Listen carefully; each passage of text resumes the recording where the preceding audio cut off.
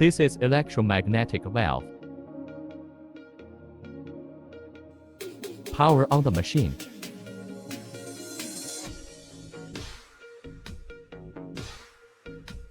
Keep switch panel like this.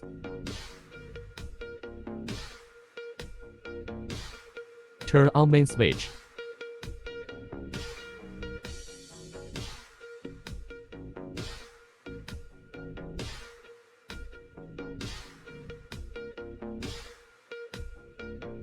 Turn on and off these two switches.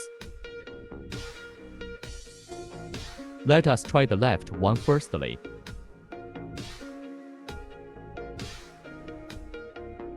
Check if there is the sound of the electromagnet pulling in.